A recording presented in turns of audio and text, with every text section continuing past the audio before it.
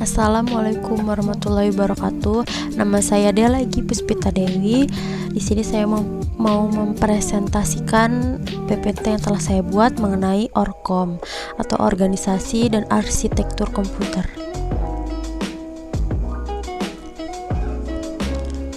Pendapat para ahli. Menurut Andrew S. Tannenbaum, Orkom itu adalah studi tentang cara kerja komputer dari sisi perangkat keras dan perangkat lunak.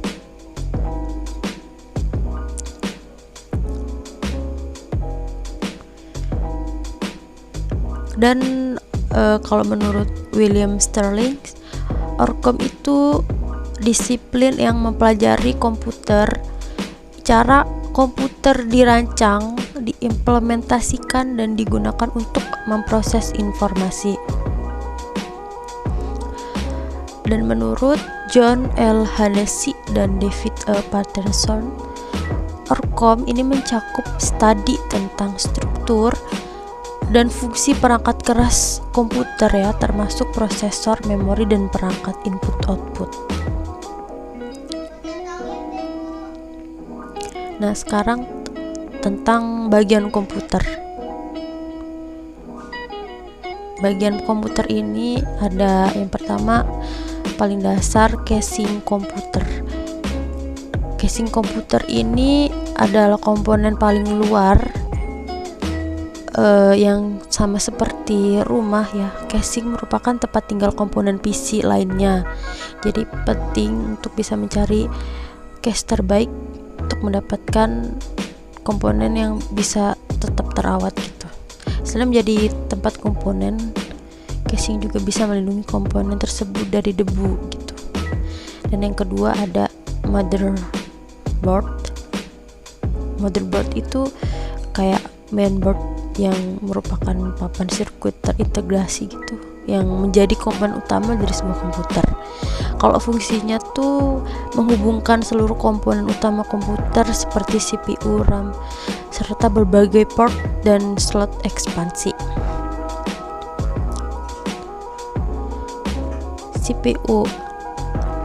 CPU ini kayak bisa dikenal dengan ini, prosesor. Biasa orang mengenal CPU ini prosesor, yang merupakan otak dari komputer. CPU ini merupakan salah satu jenis perangkat keras yang digunakan untuk menangani instruksi yang diberikan. Dan yang lain ada RAM atau memori. Ya, RAM itu kayak salah satu jenis perangkat keras dari komputer yang digunakan untuk menyimpan data. Lalu ada ROM. ROM atau Read Only Memory merupakan tempat disimpannya firmware, BIOS, dan pengaturannya komputer. Dan ada lagi chipset. Chipset merupakan komponen yang berfungsi sebagai penghubung komunikasi antara komponen komputer dengan CPU.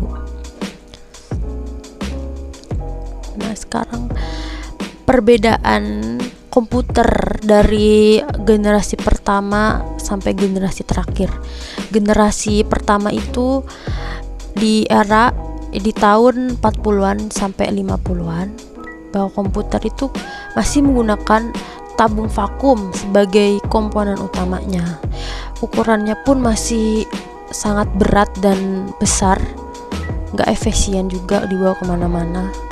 Kecepatan pengolahan data juga lambat, hanya bisa digunakan oleh ahli komputer. Jadi di sini hanya ahli komputer ya, mungkin orang awam belum terbiasa gitu. Jadi mungkin ahli komputer. Dan juga di sini harganya itu sangat mahal.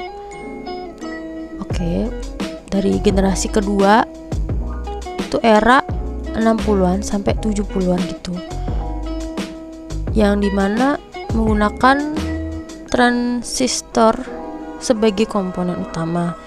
Ukurannya lebih kecil dan ringan, kesempatan pengolahan datanya meningkat, penggunaannya mulai tersebar ke institusi non-ilmiah.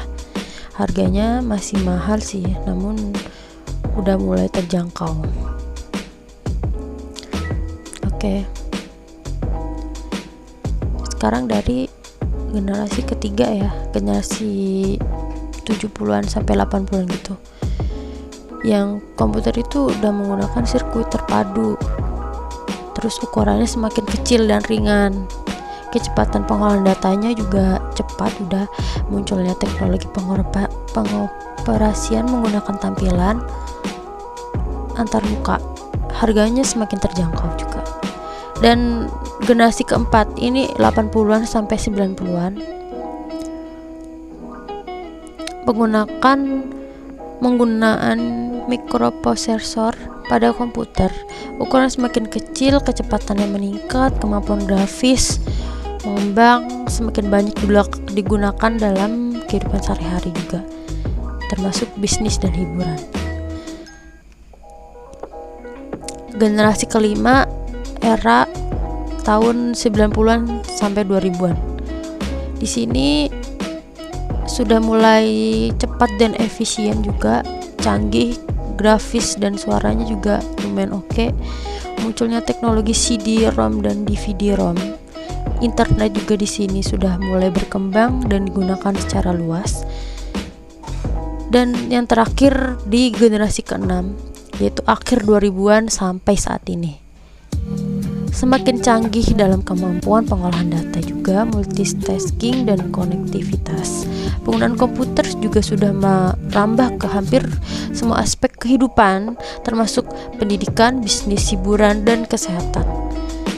Munculnya teknologi cloud computing dan mobile computing seperti smartphone dan tablet semakin terjangkau dan mudah diakses oleh masyarakat umum.